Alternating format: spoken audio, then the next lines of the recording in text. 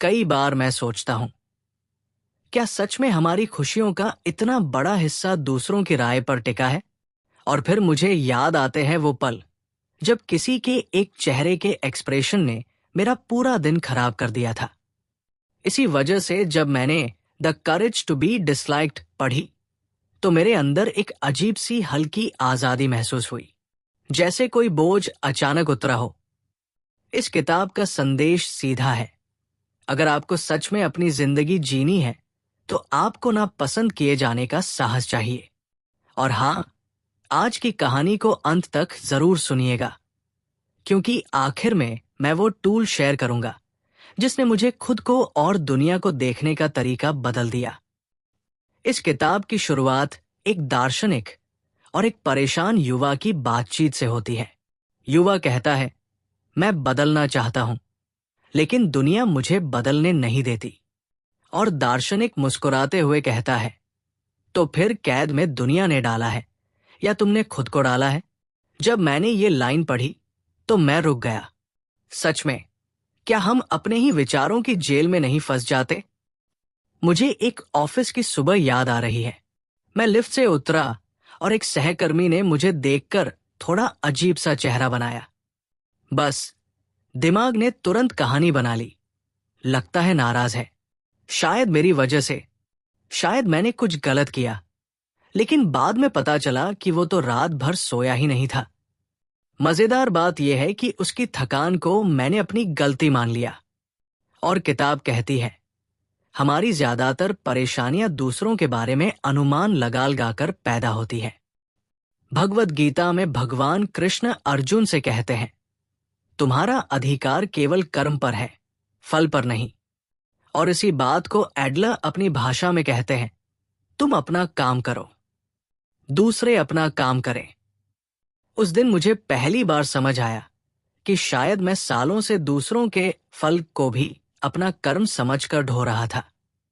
Meeting में कोई मुझे पसंद करे या ना करे, ये उनका काम है। मुझे अपना काम सिंसेरिटी से करना है, बस। एक कहानी सुनिए।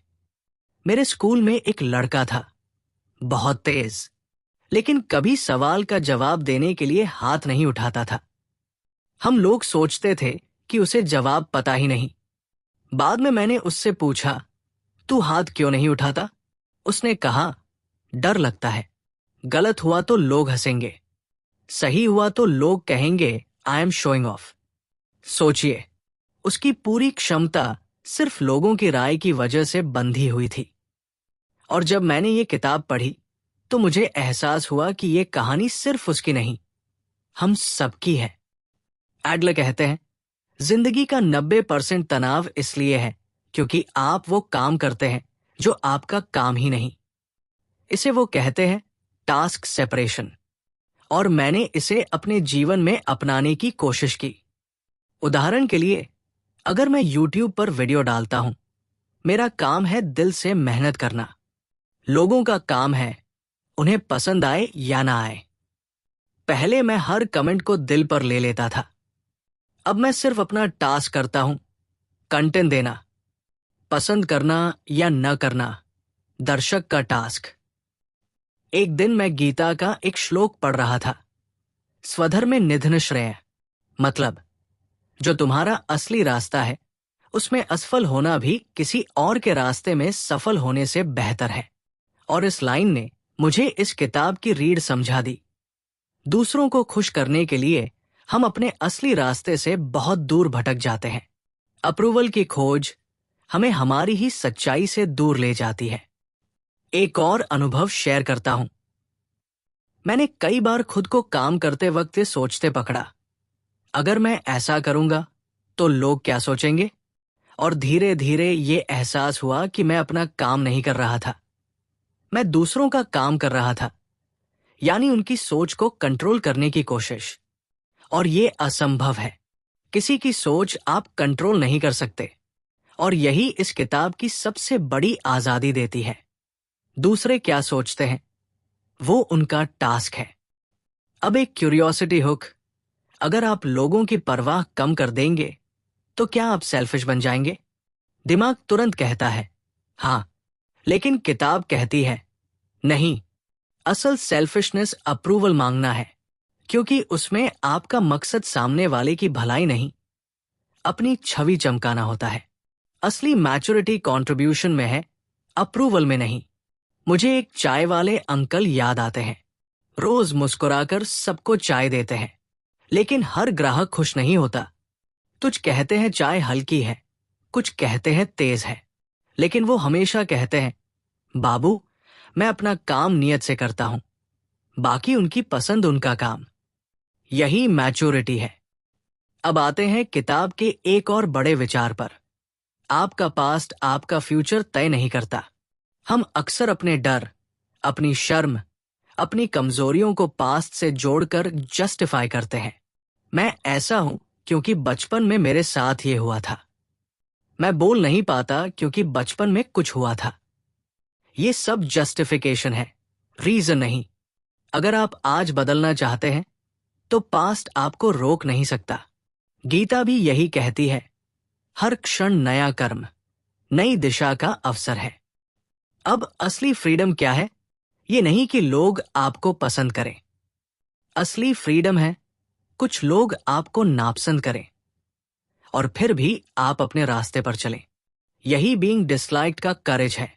और सच कहूं, जब मैंने इसे अपनाया तो कुछ लोग सच में मुझे गलत समझने लगे, लेकिन उसी समय मैंने महसूस किया कि मेरा मन हल्का हो रहा है, क्योंकि मैं अब अप्रूवल ढूंढ नहीं रहा था। एक छोटा सा प्रयोग करें।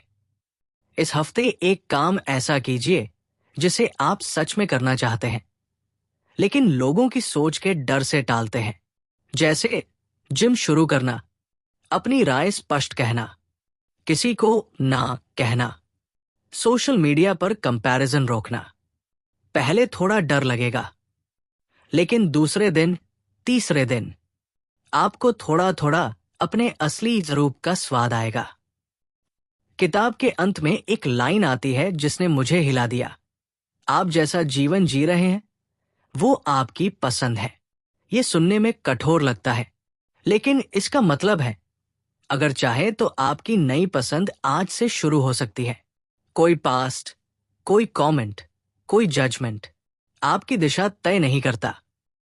और आज मैं सिर्फ एक वाक्य छोड़कर जा रहा हूं, मैं अपना काम करूंगा, दूसरे अपना काम करें। यही वाक्य आपको दुनिया की राय से मुक्त करता है और आपको आपकी असली ग्रोथ की दिशा दिखाता है। अगर ये कहानी स्टाइल नैरेशन, ये अनुभव और ये किताब का सफर आपको थोड़ा भी सोचने पर मजबूर करे, तो इस वीडियो को लाइक करें और मिनी बुक रीड्स को सब्सक्राइब कर लें, क्योंकि अगली वीडियो में हम एक और शक्तिशाली किताब को इसी तरह कहानी, अनुभव और जीवन की सीखों के साथ समझेंगे।